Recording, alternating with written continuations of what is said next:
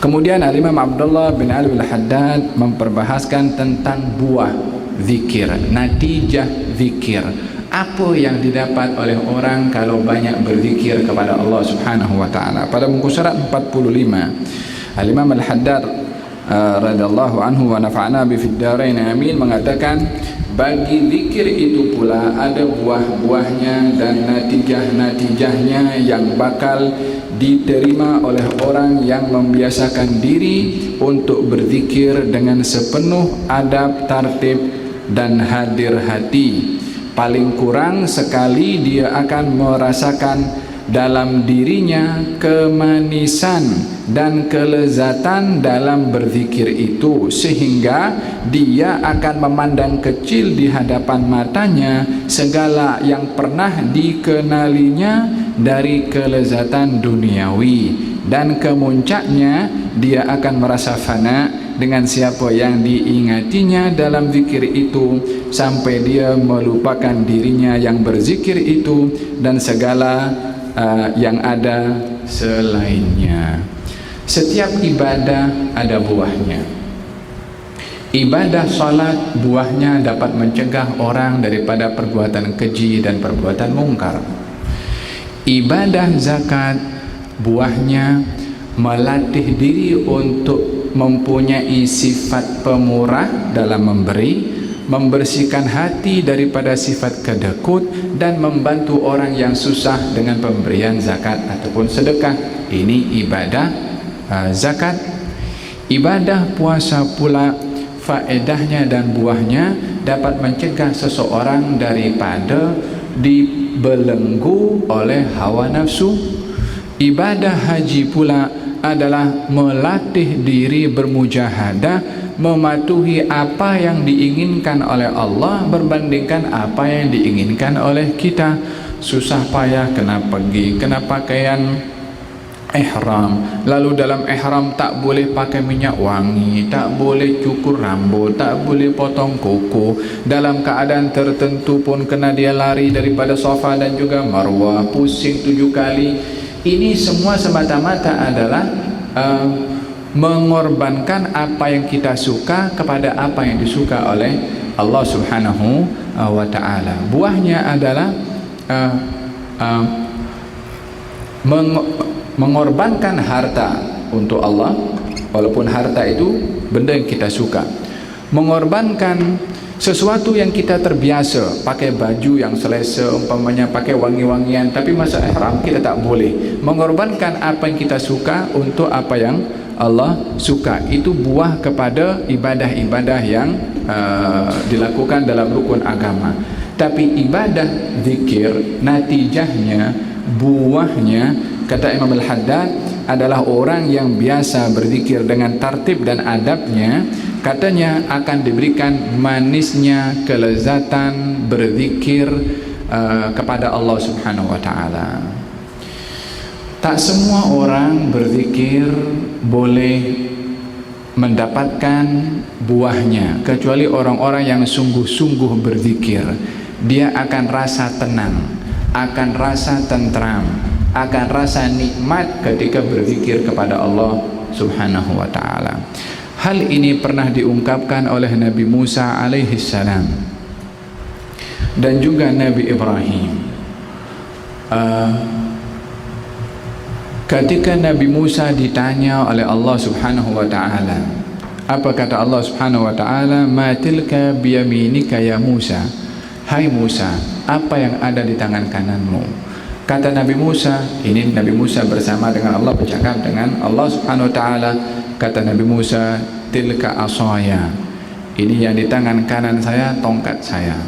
Atawakka'u 'alaiha, saya guna tongkat itu untuk saya bersandar. Wa ahushu biha 'ala ghanami, saya gunakan untuk halau kambing-kambing saya. Waliya fiha ma'aribu ukhra, dan saya ada keperluan-keperluan yang lain.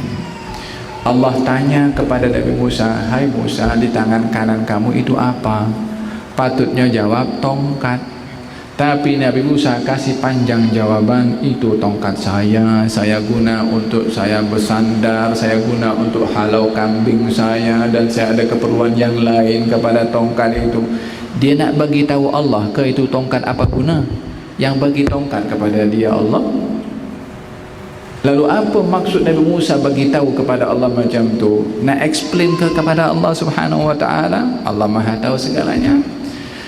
Nabi Musa panjang cakap kepada Allah, seronok ketika bersama dengan Allah. Orang itu kalau jumpa dengan orang yang disanjung di dunia, mungkin pemain bola sepak ke atau siapa ke, yang dia betul-betul apa namanya orang bilang apa bahasanya itu ya,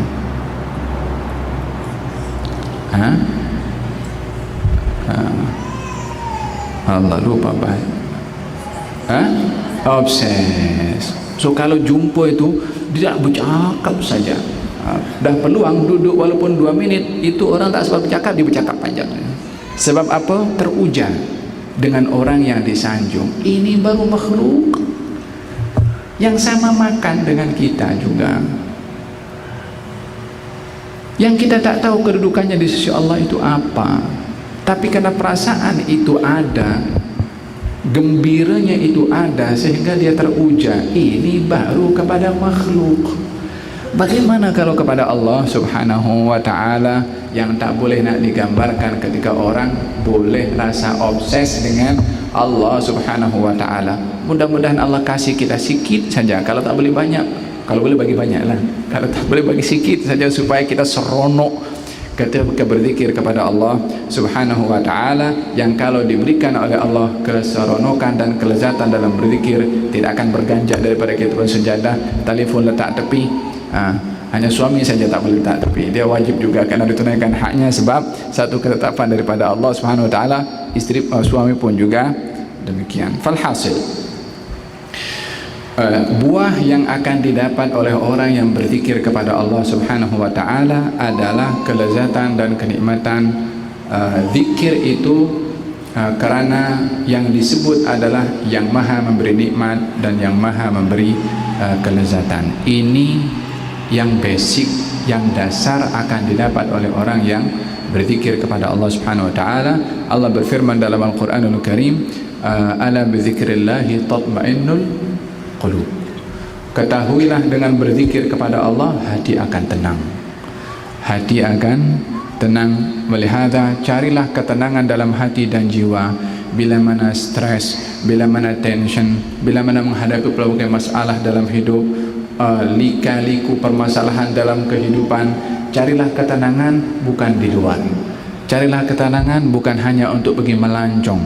Carilah ketenangan bersama dengan Allah Subhanahu wa ta'ala. Di mana saja anda berada, anda akan tenang bersama dengan Allah Subhanahu wa ta'ala. Sebab itu janji Allah, ala bizikrillahi tatma'innul qulub. Idzan yang kedua daripada natijah zikir adalah ketenangan, selain daripada kenikmatan dan kelezatan. Katanya lagi, kemuncaknya kepada orang yang berzikir kepada Allah, natijahnya adalah al-fana. Dengan siapa yang kita dengan siapa yang diingatinya, yakni al-fana bersama dengan Allah. Apa maksud fana dengan Allah? Kita nak explain benda ini sebetulnya malu, sebab kita tak tahu hakikat fana bersama dengan Allah, sebab kapasiti zikir kita belum sampai ke situ. Nak bercakap tentang fana pun juga kita punya level zikir ini inna lillahi wa inna ilaihi raji'un. Hanya untuk mengambil satu sifat harapan dan doa, mudah-mudahan dengan memperbahaskan makna fana bersama dengan Allah ini, kita diberi sikit oleh Allah Subhanahu wa ta'ala lezatnya zikir, tenangnya ketika berzikir, dan fana ketika berzikir kepada Allah Subhanahu wa ta'ala. Dinampak fana bersama dengan Allah Subhanahu wa ta'ala. Seseorang dalam kehidupan dunia ini, perumpamaannya kalau sedang fokus kepada sesuatu dan fokusnya itu maksimum, dia tak boleh lagi dengar ataupun terpengaruh daripada selain yang dia fokus kepadanya. Contoh mudahnya, kalau orang sedang fokus tengok TV ataupun pertandingan bola sepak, dan yang main itu tengah membawa bola pergi gol, kita tegang semua tengok macam tu. orang lain panggil kita, kita tak dengar. Kedai mamak yang tawarkan itu teh tarik, kita tak dengar apa dia cakap. Apa sebab? Padahal telinga kita terbuka waktu itu. Karena kita memberikan fokus mata kita, telinga kita, dan juga hati, akal kita kepada apa, yakni semua organ tertumpu kepada satu benda, sehingga yang selainnya kita tak boleh dengar. Ini walillahil mathalul a'la, bukan nak bandingkan ini dengan fana dengan Allah Subhanahu wa taala, tapi bagaimana tumpuan akal itu boleh terbawa kepada satu bila mana kita fokus kepadanya dalam hal keduniaan. Demikian juga kalau seseorang fana dengan Allah Subhanahu wa taala, tak terasa apa saja yang ada di sekelilingnya. Dicontohkan di dalam beberapa peristiwa yang terjadi kepada sahabat Nabi sallallahu alaihi wasallam, yang beliau sedang dalam keadaan sakit kakinya dan membusuk lukanya, sehingga kaki yang sakit dan membusuk itu boleh naik ke atas sampai ke pahanya kalau tidak dipotong. Maka ketika itu dokter yang mengubat kepadanya mengatakan ini kena mesti dipotong. Tetapi waktu itu pun tidak ada alat bius seperti zaman kita sekarang, manual punya cara nak potong kaki, dan itu bukan satu hal yang mudah.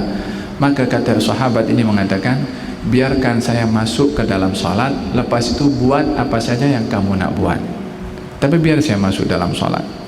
Masuk dalam salat, Allahu Akbar, itu dokter buat operation langsung sementara orang itu berada di dalam salatnya. Sudah fana bersama dengan Allah dalam salat, yakni dia fokus 100% sehingga indera rasa pada tubuh badan itu dikalahkan dengan fokus dan khusyuknya kepada Allah Subhanahu wa taala. Dalam surat Yusuf, dalam surat apa? Surat Yusuf, Allah Subhanahu wa taala mengkisahkan tentang golongan perempuan yang diberikan buah dan juga diberikan pisau ketika disuruh untuk potong. Waktu nampak Nabi Yusuf keluar, mereka mengatakan falamma ra'ainahu akbarnahu. Ketika tengok Nabi Yusuf, mereka itu yakni ta'ajjub, yakni memberikan fokus 100% kepada Nabi Yusuf dan mengatakan ma hadza basyara, ini bukan manusia, in hadza illa malakun karim, ini malaikat yang mulia, yang indah. Wa qatta'na aydiyahunna, dan dia potong iris tangannya itu berkali-kali. Kemana dia tak boleh rasa tangannya berdarah waktu itu, dan itu pun berkali-kali. Ikut kena sikit mungkin dia pun akan akan boleh rasa ini, sebab rasa sakit boleh dirasa oleh kulit, tapi ini tak boleh rasa. Pasal apa?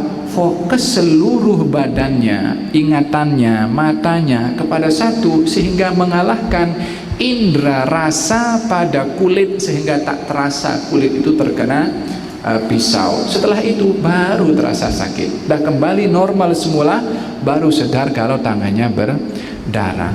Apa sebab? Sebab ini adalah fokus kepada satu benda sehingga dapat mengalahkan kepada indera rasa yang ada pada kulit. Menunjukkan pada manusia ni ada super power yang merupakan kekuatan yang datang daripada ruh yang dapat mengalahkan kepada kekuatan jasad. Indera rasa pada kulit pun juga boleh dikalahkan. Demikian sahabat itu ketika masuk dalam salat, dipotong kakinya, kemudian dibalut sampai selesai daripada salatnya, operation pun juga sudah selesai. Lepas daripada itu diambil itu kaki, dia beritahu, ya Allah, aku bersyukur kepada Engkau yang telah mengambil kaki ini dan menyisakan kaki yang satu lagi. Wahai Allah, aku bersaksi kalau aku gunakan kaki ini yang sudah dipotong ini sentiasa berada di jalan Engkau, lepas itu kuburkan kaki ini. Mantapnya menghadapi dugaan, walaupun kakinya dipotong tetapi dia adalah tidak berubah keimanannya kepada Allah Subhanahu wa taala. Ini maqamul fana, yakni fana bersama dengan Allah. Kata pepatah orang-orang arif mengatakan, man ista'nas billah la yasta'nis bi ghairihi. orang yang seronok bersama dengan Allah, tak seronok dengan selain Allah subhanahu wa ta'ala. Walihada kata siapa? Kata Sayyidatuna Rabi'atul Adawiyah. Siapa? Rabi'atul Adawiyah, seorang wanita salihah, alimah, arifah. Katanya, walaitaka tahlu wal hayatu mariratun. Andai engkau ini aku dapat rasa manisnya engkau, yakni Allah subhanahu wa ta'ala, wal hayatu mariratun, walaupun hidup ini penuh dengan kepahitan, tak kisah, yang penting aku boleh rasa manisnya engkau. Walaitaka tarda wal anamu ghidabu. Andai aku dapat rasa ridhamu kepada aku, walaupun semua orang murka, aku tak peduli, yang penting kau punya ridha. Ini dibercakap dengan Allah subhanahu wa ta'ala. Walaital ladzi baini wa bainaka amirun. Andai hubunganku dengan engkau wahai Allah makmur, meriah, indah. Wa baini wa bainal alamin kharabu. Walaupun aku putus hubungan dengan manusia, tak kisah. Manusia kalau putus hubungan dengan orang lain, dia akan sempit, dia akan susah. Kalau dia dipulaukan sahaja oleh kawannya, dia akan susah hati, merasa terpinggir walaupun dia masih ada kawan-kawan yang lain. Bagaimana kalau dia putus dengan semua orang? Kawan tak ada, keluarga tak ada, tak nampak orang pun juga, orang semuanya benci dengan dia. Apa nak jadi dengan orang macam ni? Kata Rabi'atul Adawiyah, walaupun semua orang murka kepada aku, putus hubungan dengan aku, tak kisah, yang penting hubunganku dengan engkau cukup imarah dan makmur. Cukup bagi aku imarahnya hubunganku dengan engkau, yang lebih berharga walaupun putus hubungan dengan manusia. Demikian rasa yang diungkapkan oleh wanita salihah yang mempunyai hubungan indah dengan Allah subhanahu wa ta'ala. Kemudian idza sahha minkal wuddu ya ghayatal muna wa kullu alladhi fawqa turabi turabu. Kalau aku dapat keindahan cinta daripada engkau wahai Tuhan, maka bagi aku semua yang ada di atas tanah ini akan kembali kepada tanah. Yakni punca harapan aku, yakni Sayyidatina Rabi'atul Adawiyah mengatakan, adalah mendapatkan cinta daripada engkau.